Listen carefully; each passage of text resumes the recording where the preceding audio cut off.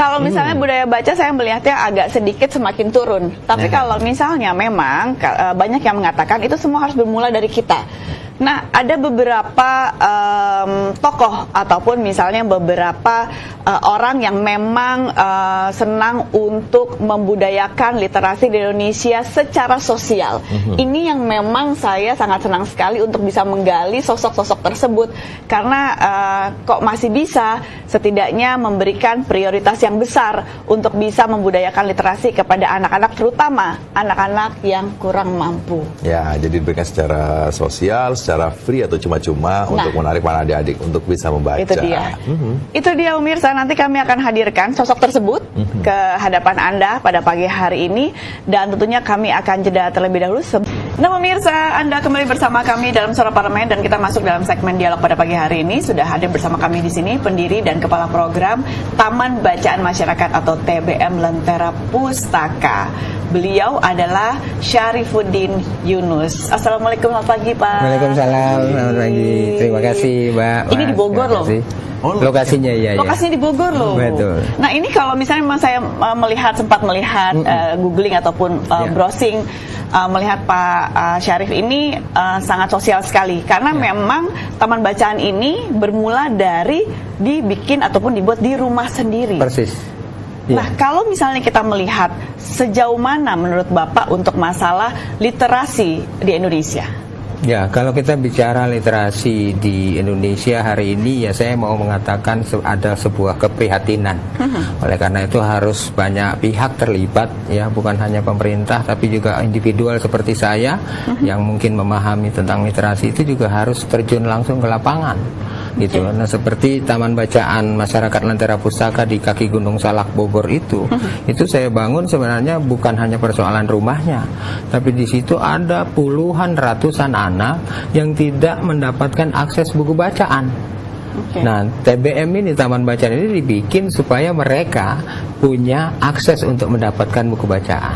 Budaya literasi hanya terbentuk ketika ada sebuah tradisi atau kegiatan membaca. Itu aja. Tapi dari TBM sendiri, tingkat kesulitan untuk bisa menarik, mengajak anak-anak atau adik-adik kita untuk bisa membudayakan kembali minat baca ini seberapa sulit? Ya, sebenarnya ini tantangan yang menurut saya buat para pegiat literasi di Indonesia gitu ya. Karena misalnya seperti yang saya alami sekarang, tadinya mereka nggak punya akses buku bacaan. Berarti habit bacanya tidak ada. Nah, berarti kan nggak bisa disuruh ayo kamu baca gitu, masuk ke sini, nggak bisa.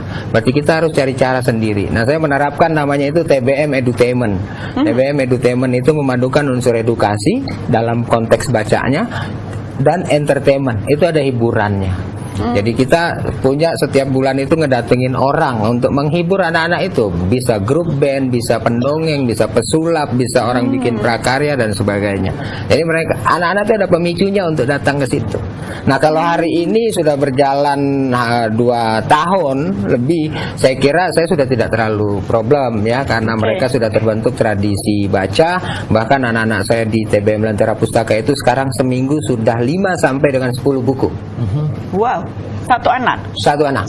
Kalau jumlah anaknya saat ini? Jumlah anak yang aktif, kita sebut ada aktif tidak aktif. Kalau aktifnya itu ada berjumlah 65 anak. Wow. Seminggu 3 kali membaca.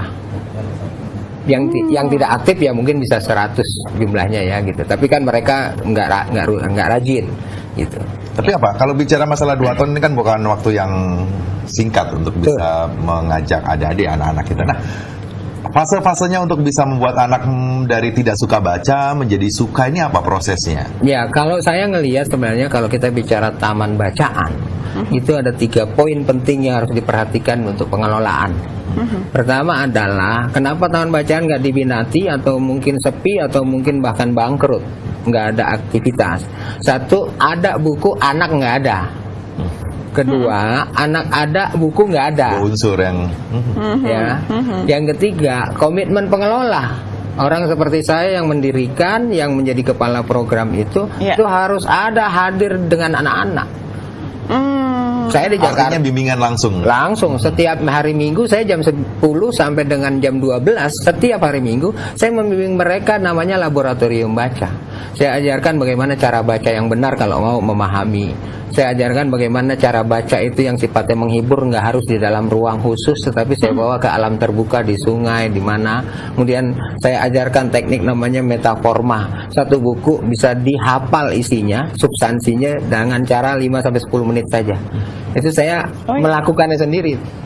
Terjun sendiri. Nah, kalau misalnya memang melihat basic dari Pak Syarif sendiri adalah salah satunya juga profesinya nggak jauh beda dari kami kan, Bapak juga salah satu wartawan kalau dulunya gitu. Apa yang men-trigger ataupun misalnya memicu Bapak sehingga Bapak mau terjun untuk membantu anak-anak Indonesia terutama yang kurang mampu? Ya, saya mengatakan kira-kira kalau dari sudut pekerjaan misalnya saya sudah 25 tahun lebih sampai sekarang menjadi dosen di salah satu perguruan tinggi swasta.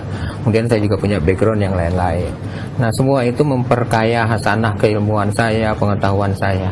Tapi itu semua nggak bermakna kalau saya tidak dedikasikan untuk masyarakat. Nah, ini yang saya ciptakan sebenarnya ya tadi balik di TBM itu rumah, tadinya garasi, kemudian saya mulai sulap istilahnya, saya jadikan rak-rak buku, kemudian saya jadiin tempat-tempat untuk membaca. Motivasi sederhana, saya cuma mau menciptakan warisan saja untuk masyarakat. Setidaknya dibutuhkan dukungan juga dari beberapa pihak untuk bisa memperbesar untuk masalah program ini. Adakah memang betul-betul kerjasama yang dilakukan? Persis. Sekarang ini saya jujur saja buku saya sekitar 3.400 di situ koleksinya. Itu 95% adalah donasi dari kawan-kawan saya semua. Saya hanya beli itu 5% saya dari 3.400 buku. Yang kedua di sana itu saya punya petugas baca yang buka tutup warung setiap hari Rabu, Jumat dengan hari Minggu, itu saya beri honor. Ya, kemudian juga di situ mungkin saya agak sedikit membanggakan itu TBM mungkin yang free wifi setiap 1 minggu di sana.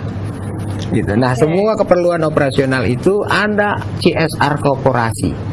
Ya, saya misalnya setiap tahun tuh ada 2-3 perusahaan untuk dia mengkontribusikan gak banyak-banyak 20 juta, 30 juta gitu ya, untuk mendukung aktivitas membaca anak-anak saya. Kalau tingkatan umur lebih banyak pada kalangan umur berapa yang misalnya mereka mulai minat masuk ke TBM itu sendiri? Kita fokus pada usia sekolah. Jadi karena terus terang TBM ini visi besarnya adalah memutus angka putus sekolah, menekan angka putus sekolah. Karena desa Sukaluyu di Kecamatan Taman Sari, demografinya yang saya teliti 81% adalah lulusan SD, 9% itu SMP, 71% masyarakatnya tidak berpenghasilan tetap, mereka peladang, mereka cuma pekebun. Jadi ini yang berkonsekuensi orang nggak berpenghasilan tetap orang tuanya, berarti nggak punya uang, berarti nggak bisa biaya anak sekolah. Disitulah terjadi angka putus sekolah, 81% SD. Nah, saya bukan orang yang menggunakan uang untuk mengajak anak sekolah. Saya dirikan taman bacaan untuk mengubah mindsetnya mereka, supaya dengan banyak baca buku ada sedikit perlawanan kepada orang tua untuk mengatakan, Pak, saya masih mau tetap sekolah, jangan berhentikan saya. Tapi kalau bicara masalah budaya, artinya tadi Pak Syarif mengatakan lebih banyak putus sekolah misalnya di sana, tapi minatnya besar. Nah, kita kan bisa melihat sebenarnya arah dari ribuan buku ini, mana yang paling disukai untuk di daerah di Bogor itu sendiri? Ini menariknya membaca buku sebenarnya, karena kalau kita bicara membaca buku itu kita bisa mendeteksi pertama minat dari bacaannya. Yang kedua itu paling tidak profil budaya dari anak-anak itu bisa kelihatan. Nah, hari ini terus terang saja masih favorit cerita rakyat, cerita sejarah. Ya, mulai yang agak sedikit canggih itu ya mungkin yang ensiklopedia ya, cerita-cerita yang Discovery dan sebagainya, kayak gitu-gitu sudah mulai gitu. Nah, lebih banyak itu kepada buku-buku moral, buku-buku akhlak. Nah, memang ini kawasannya ada di kaki Gunung Salang, jadi menurut saya memang kedekatannya itu adalah kebudayaan sama keagamaan, akhlak, moral. Nah, ini masih favorit nih.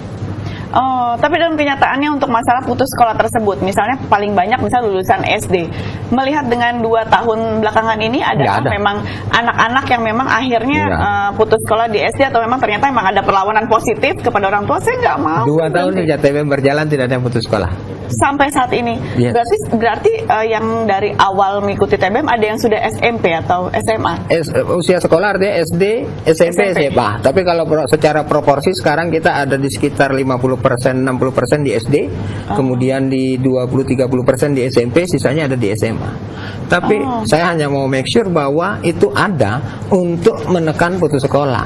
Jadi kalau ada anak kita yang mungkin akan problem dalam soal pembiayaan dan sebagainya, ya saya harus pasang awareness untuk bisa memantau itu, sebabnya atau apa dan sebagainya. Tapi saya belum melakukan apapun selama 2 tahun, hanya menjalankan operasional taman bacaan. Belum ada yang putus sekolah. Nah ini kan mulainya dari garasi rumah Pak ya. Ya. Apakah memang sekarang udah ada cabangnya atau gimana? Ya sudah ada beberapa penawaran untuk buka di lokasi teman-teman gitu. Misalnya di Bekasi, ada yang di Cianjur minta. Saya bilang kalau untuk brand atau mereknya Lentera Pustaka silakan, karena ini juga taman bacaan yang resmi ya dari Kabupaten Bogor gitu. Memang cuma diselenggarakan kan taman bacaan ada yang punya pemerintah, ada yang swadaya masyarakat. Saya kan yang swadaya nih, yang dari kita sendiri. Jadi saya feel free kalau seandainya ada orang yang mau buka dengan nama yang sama. Bahkan mungkin kita bisa berkolaborasi untuk dalam hal penyediaan buku, membentuk tradisi baca, ya dan seterusnya. Saya kira sih itu. Wah menarik sekali. Tapi kita harus jeda terlebih dahulu. Nanti kami akan lanjutkan kembali pemirsa. Pemirsa Anda jangan kemana-mana karena perbincangan kami dengan Pak Syarifuddin Yunus akan segera kami lanjutkan setelah jeda berikut ini.